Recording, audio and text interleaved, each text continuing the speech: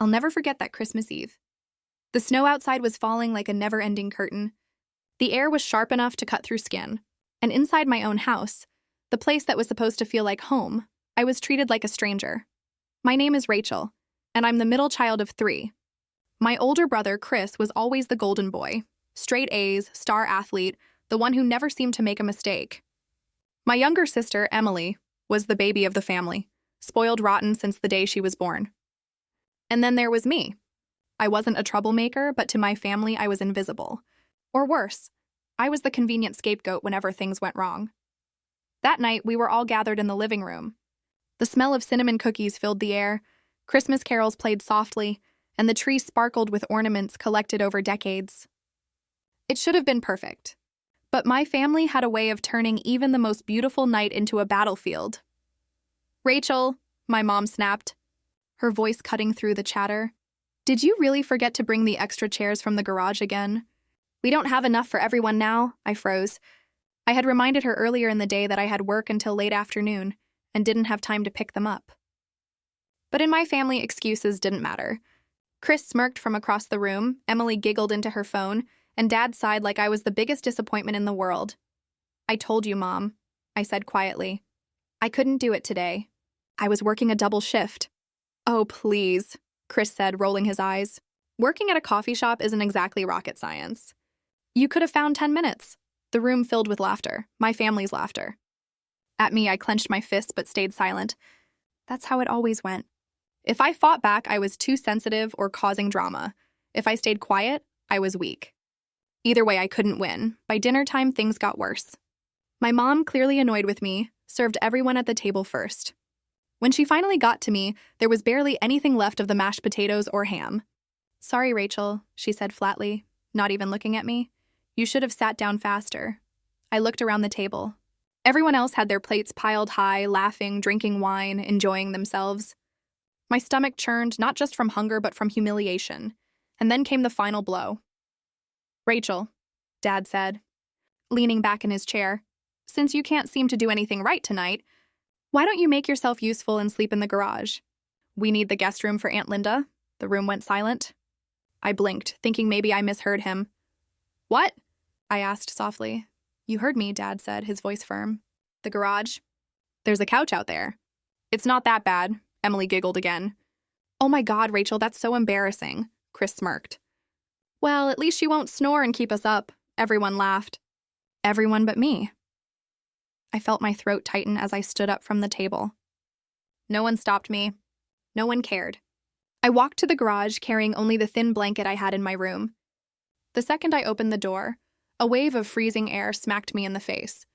The garage was like an icebox, the concrete floor radiating cold that seeped into my bones. I curled up on the dusty couch in the corner, pulling the blanket tightly around me, but it was useless. The cold bit through every layer. My breath came out in white clouds, my fingers numb within minutes. Tears stung my eyes, but I didn't let them fall. I was done crying for these people. As I stared at the cracked ceiling of the garage, a thought came over me. A dangerous, thrilling thought. They think I'm weak. They think I'm disposable. But what they don't know is that I've been building something for years. Something they could never imagine. See, while they mocked me for working at that coffee shop, I wasn't just serving lattes. I was saving. Every tip, every paycheck, every spare dollar. And I wasn't just saving, I was investing. I taught myself about stocks, real estate, and online businesses. I built something behind the scenes, something powerful. And as I lay there shivering on that couch, I made a promise to myself. This would be the last Christmas they'd ever laugh at me. Because soon, they would learn the truth. And when they did, they'd regret every cruel word, every laugh, every time they pushed me aside. I wasn't just the invisible daughter anymore. I was the one who secretly owned something that could change everything. And on that freezing Christmas Eve, while my family drank wine and exchanged gifts in the warmth of the house, I planned my revenge. The night in that freezing garage felt endless. I didn't sleep much. Every time I closed my eyes, the laughter from inside the house echoed in my ears like they were mocking me all over again.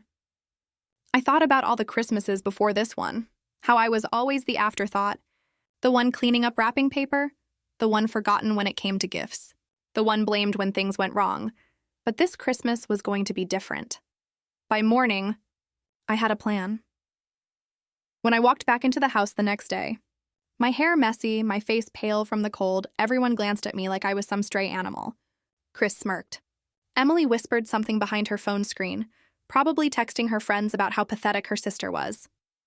"Rachel," Mom said flatly, "can you run to the store?" "We're out of milk." I stared at her for a long moment, and then I smiled. For the first time in years, I smiled in front of them. "Sure," I said calmly. I grabbed my coat. But instead of heading to the grocery store, I drove somewhere else. See, what my family didn't know was that for the past 5 years, I had been quietly building my empire. It started small, an online Etsy shop where I sold handmade jewelry. Then I learned digital marketing, grew my business, expanded into real estate rentals, and finally made smart stock investments. By the time I turned 24, I had already crossed 6 figures in savings. At 26, I hit 7 figures. And now, at 29, I wasn't just Rachel the invisible daughter. I was Rachel, the silent millionaire. And here's the part that would shock them the most. The very house they lived in, yes, the one where they banished me to the freezing garage, was legally mine. They didn't know it. But 3 years ago, when my dad lost a big chunk of money in a bad investment, he almost lost the house. Desperate, he refinanced under a quiet deal. I stepped in and bought the property through an LLC I set up. I kept my name off the visible paperwork, but the ownership? It was mine. That morning, while they thought I was buying milk, I was sitting in my lawyer's office, finalizing the last detail of transferring the property deed directly into my own name. By Christmas evening, I returned home. My family was gathered in the living room again, laughing, unwrapping gifts, pretending like nothing had happened. "Rachel," Dad said, glancing up. "You finally got the milk?" I set a thick envelope on the coffee table. "Not exactly," I said softly. Chris frowned. Emily barely looked up from her phone. Mom raised an eyebrow. "What's that?" Dad asked. I sat down, my hands steady even though my heart was pounding. "It's the deed to this house." Silence. They all stared at me like I'd spoken another language.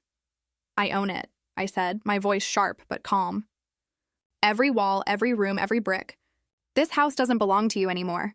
It hasn't for years. It belongs to me," Emily laughed nervously. "Okay, sure, Rachel. Like you have that kind of money." I pulled out the official paperwork and slid it across the table. My lawyer's letterhead gleamed at the top, the signatures in black ink undeniable. Their faces changed instantly. Chris's smirk dropped. Mom's jaw went slack. Dad's eyes widened as he grabbed the paper, scanning it in disbelief. This can't be real," Dad stammered. This is impossible." "It's real," I said. "While you all were too busy laughing at me, I was building something. I saved, I invested, I worked harder than any of you could imagine. And when you almost lost this house, guess who stepped in?"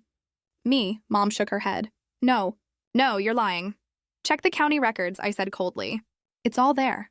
The silence in the room was thick. For once in my life, they had nothing to say. Then I leaned forward. "Do you remember last night? When you banished me to the freezing garage? When you treated me like trash in my own home? Well, guess what? This isn't your home. It's mine. And I'm done being your punching bag." I stood up, my voice rising. "So here's what's going to happen. You pack your things and leave. Tonight." Chris jumped up, his face red. "You can't do that." I looked him dead in the eye. "I can. And I am."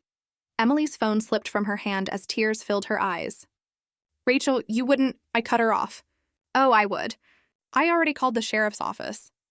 They'll be here in an hour to make sure everything goes smoothly." The look on their faces was priceless. Shock, fear, betrayal. The same way I had felt for years every time they humiliated me, mocked me or pushed me aside. For once I wasn't the weak one. For once they were.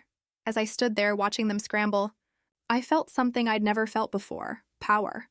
Not the cruel kind they used against me, but the kind that came from finally standing up for myself.